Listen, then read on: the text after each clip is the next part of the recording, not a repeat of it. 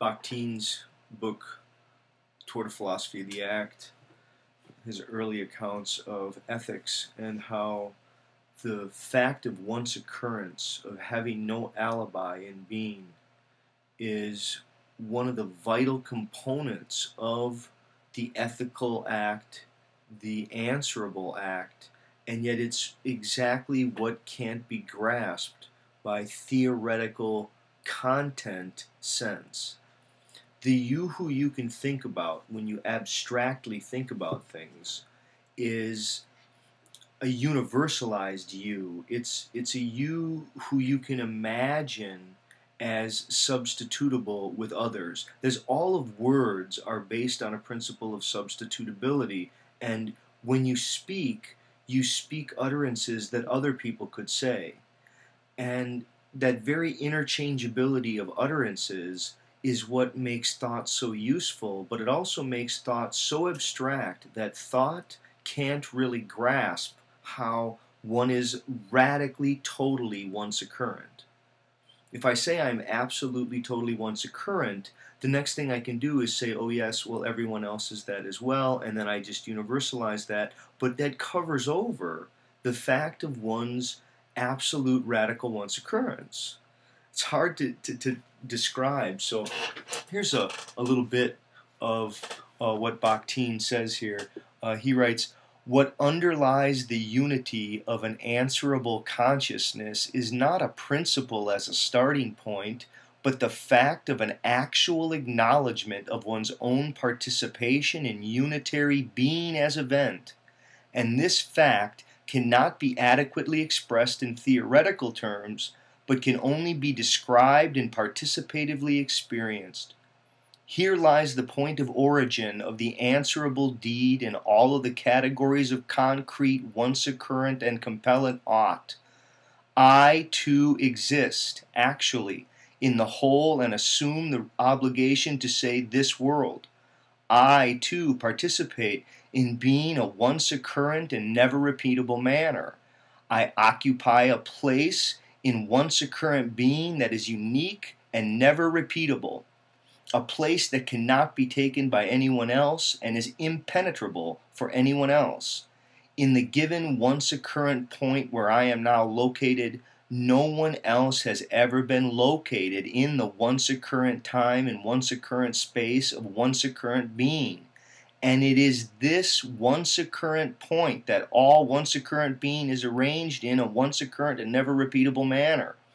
That which can be done by me can never be done by anyone else.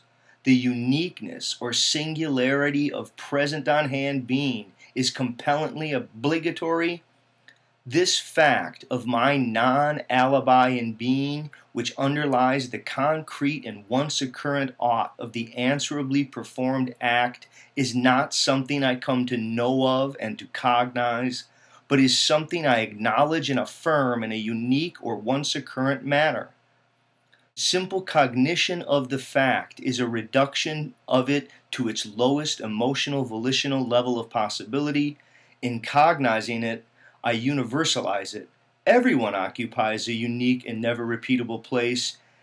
Any being is once occurrent. What we have here is a theoretical positing which tends toward the ultimate limit of becoming completely free of any emotional volitional tone.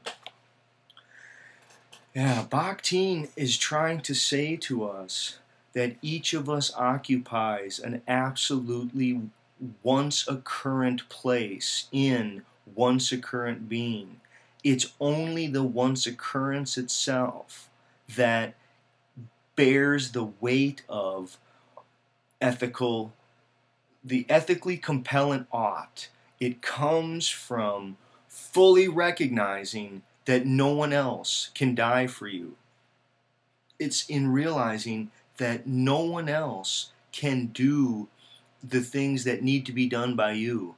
Because of who you are, your particular situation, the particular relations that you have to your family, the particular relations you have to particular loved ones, it's those particular relations in their very once occurrence which hold the ethically compelling ought. And this ethically compelling ought is, it's a feeling, it's an emotional, volitional resonance with ethical systems, with theoretical systems.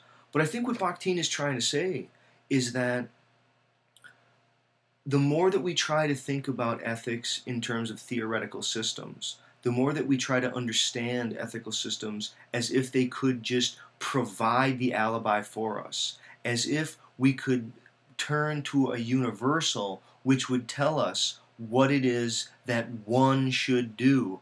The problem is that the world doesn't have anything like a one. Now, I can think that way. I can think that I'm just one person among many persons. And I am. There is one level of abstraction where I can just think of myself as one among many other people. But that really misses how much what we are is a radical uniqueness. Each one of us is a world. To be a person is to be a world. It's not just that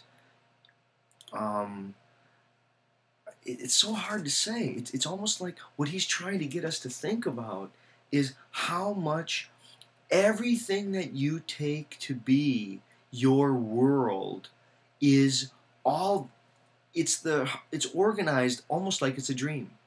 It's all through your perspective, but the reality of it is that those relations would disappear if you were to disappear. But those relations are as real as the things. I guess it's really hard to describe what Bakhtin's ethics are.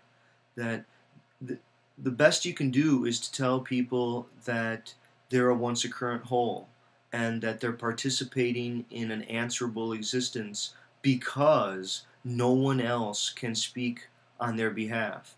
There will be act after act after act that each person performs that no other person could perform for them. And that is the answerability of that act, that we don't have an alibi in it. Okay, thanks.